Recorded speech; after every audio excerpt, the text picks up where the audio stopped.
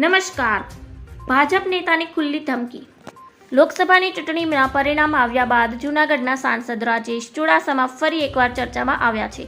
થોડા દિવસ પહેલા સાંસદનો ખુલ્લેઆમ ધમકી આવતો વિડીયો સામે આવ્યો હતો.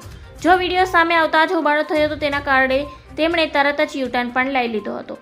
ભાજપના સાંસદ સ્ટેજ પરથી સંબોધન કરતા વિવાદિત નિવેદન આપ્યું હતું.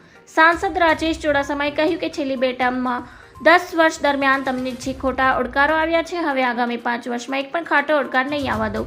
ભાજપ પાર્ટી હિસાબ કરે છે કે ના કરે, પણ હું આગામી 5 વર્ષમાં મને આ ચૂંટણીમાં નડ્યા છે તેમને મૂકવાનો નથી. તેમણે આ બાબતને સામાન્ય ગણાવી કહ્યું કે તેનો એવો કોઈ મતલબ ન હતો. જે લોકો રાજકારણમાં ન હોય અને પોતાના કામ માટે આવતા હોય તેના માટે આ પ્રકારની વાત હતી.